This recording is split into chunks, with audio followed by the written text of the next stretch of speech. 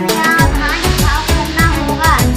72 घंटे अनुबंध का पालन करो, नहीं तो धरना आंदोलन को तैयार है। नहीं होता क्यों जेल नहीं देते डीएमओ को? जब लिखित में अनुबंध करता है कि मैं 72 घंटे में धान को उठाऊंगा तो क्यों नहीं उठाता 72 घंटे में? एक तो नाटक बना कर रखे हैं अनुबंध में कि 72 घंटे में मैं नहीं उठाता हूँ तो आप समिति उसको परिवहन करा सके। क्या डीएमओ साहब बताएंगे कि कितने राशि आप हमको देते हैं परिवहन के लिए? अब उसमें लिखा है कि 9% जो 3% 9% प्रासंगिक मिलता है उसी में समिति धान को परिवहन कराए। क्या उस राशि को आप मेरे को मुफ्त देते हैं क्या?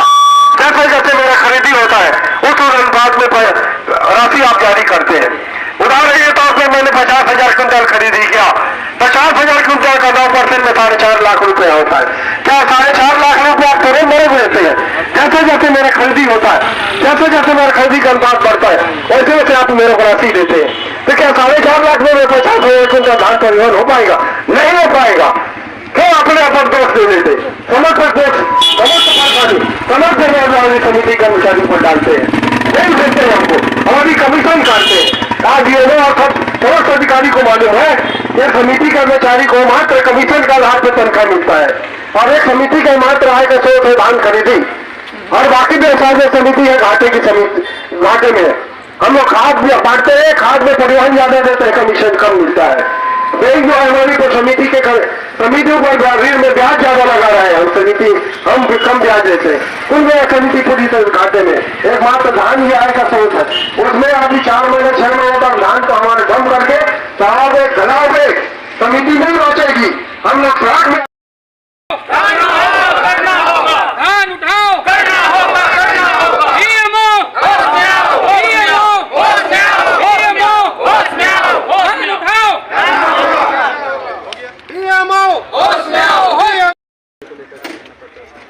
मामला कुछ नहीं, सीधा सीधा साफ है।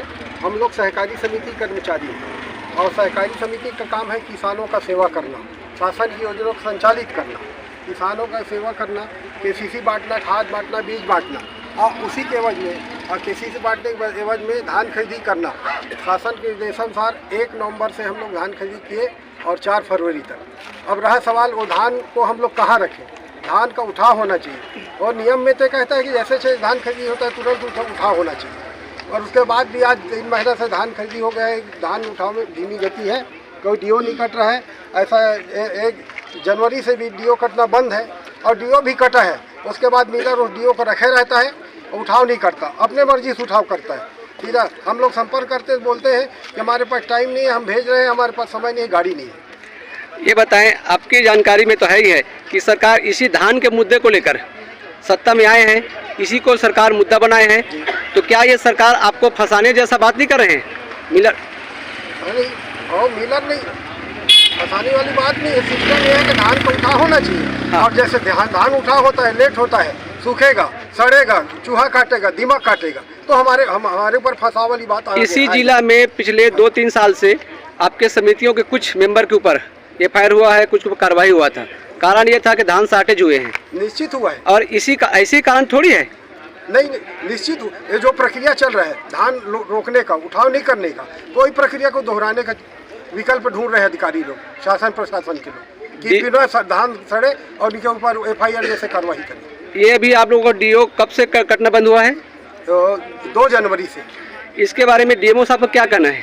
अभी माननीय डिप्टी कलेक्टर है, उनसे हम लोग ज्ञापन देने गए, हमारे सामने में उन्होंने बात किया डीएमओ से और हमारे जिला के पंजीयक महोदय से, ARCS से, तो उनके द्वारा बताया गया कि कुछ प्रक्रिया के तहत अभी डीओ कटना शासन इस तरह से रोका गया था और पुनः प्रक्रिया चालू हुआ है। हफ्ते भर में उठाव चालू हो जाएगा, कटना चालू हो जाएगा, यह आश्वासन दिया गया है। आज आश्वासन सही निकलता है कि गलत, वो अधिकारी लोग जाने। आज माननीय मुख्यमंत्री महोदय इसी जिला में आए हैं जी और समिति संगठन का कलेक्टर में ज्ञापन दे रहे हैं जी, तो क्या ये बात मुख्यमंत्री तक पहुंचाने के लिए ये समितियों का क्या कहना है?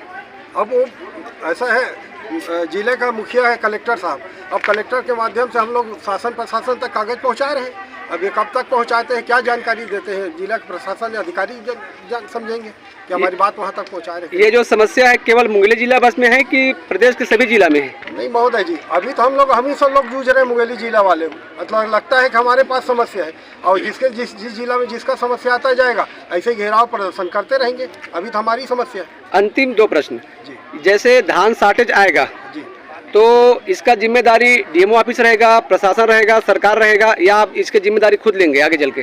अनुबंध के हिसाब से मेरे हिसाब से कहना है कि डीएमओ को लेना चाहिए। 72 घंटे में उठाना था धान, उठा नहीं पा रहा है, फिर उसके बाद भी उल्टा कार्रवाई होता है।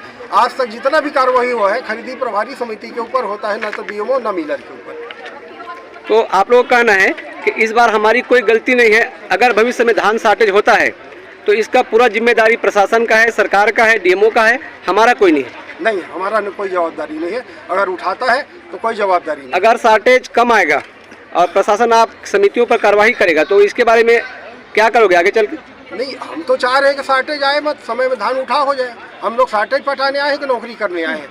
कम तनख्वाह में नौकरी करते हैं, 2 लाख 10 लाख कहाँ से पाएंगे? इसी मजबूरी में हमारे साथी लोग कार्रवाई जेल गए हैं। अगर हमारे मांग पास सक्षम नहीं होता है तो आगे क्या करेंगे? आगे ये है कि हम लोग अल्टीमेटम आज ज्ञापन में दिए 21 फरवरी तक उठाव करें, नहीं तो 22 से हम लोग आप अनिश्चितकालीन धरने में बढ़ जाएंगे।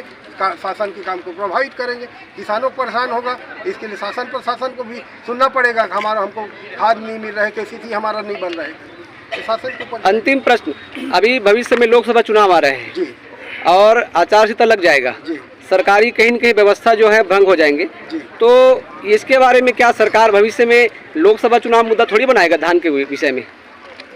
नहीं, अब ऐसा है कि हमारा काम हम कर रहे हैं, मुद्दा बनाए या नहीं बनाए वो मतदाता जानेगा, प्रशासन जाने। हमारा तो यही है कि हमारा धान उठाव करें। हमको लोग चुनाव से इससे नहीं मतलब, हमारे धान उठा के ले जाए, अब हम लोग फ्री करें, हम लोग बाकी किसानों की सेवा करें समिति में जाकर के। मेरा नाम महेश सोनी, मैं सेवानिवृत्त कर्मचारी सहकारी समिति पर जिला सहकारी समिति संघ में सलाहकार के रूप में पदस्थ हूँ और प्रदेश में संरक्षक के रूप में पदस्थ हूँ। Thank you.